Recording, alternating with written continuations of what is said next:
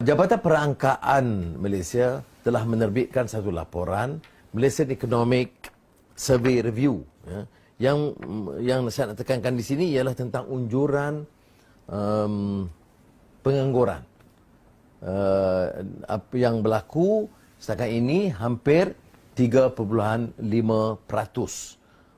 Dan ini hanya permulaan COVID. Ya. Dan kalau kita lihat umpamanya pengangguran yang diunjurkan oleh Malaysian Institute of Economic Research untuk sehingga akhir tahun mungkin mencecah 9.2%. Kalau Malaysian Employers Federation itu lebih parah, 13%. Ini jangkaan 0.5 juta, 1 juta yang akan menganggur ni, aku dibuang kerja. Ini suatu yang sangat mengunsingkan, ya. Kerana bila dia hilang pekerjaan, pendapatan, sewa tak boleh dibayar, persekolahan anak-anak terjejas dan ekonomi tentunya tidak akan berkembang. Jadi oleh demikian kita mengusulkan kerajaan supaya mengambil beberapa langkah untuk melihat kerangka ekonomi secara menyeluruh, ya. Sekarang ini kita belum lagi mengemukakan selain pada pakej rangsangan ekonomi yang satu bab. Tetapi tentang penyelesaian masalah-masalah ini, saya tahu ada keterbatasan, ada lagi pembatasan PKP dan sebagainya, masalah keselamatan dan kesihatan. Tetapi kerajaan harus sekarang mengadakan sesi perbincangan lebih luas dan merangka satu garis panduan kerangka ekonomi, bagaimana menyelesaikan, bagaimana boleh kita gerakkan kegiatan ekonomi awalan dengan cara terbatas tetapi tidak menjejaskan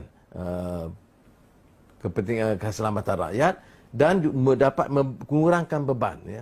Jangan kita anggap ini sebagai angka, berapa peratus? 9%, berapa peratus? 13%. Tetapi cuba kita lihat umpamanya maksudnya apa? 1 juta orang hilang pekerjaan. Maknanya 1 juta keluarga akan menanggung beban akhir tahun.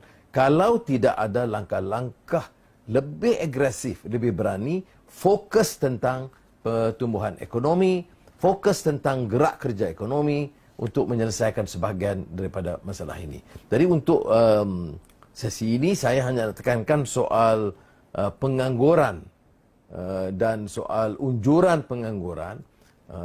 Saya tegaskan semula, iaitu untuk suku tahun pertama sudah pun naik, tetapi ini hanya permulaan, ya. Mac, April hanya permulaan COVID-19 dan langkah-langkah dan kesannya akan dilihat di suku tahun kedua, dan unjuran sehingga akhir tahun itu sangat parah dan belum ada langkah-langkah diambil untuk menunjukkan bahawa kita bersedia ambil tindakan, dan sebahagiannya sebagai program bantuan atau subsidi upah yang diberi kepada SMEs itu sebahagian, ya.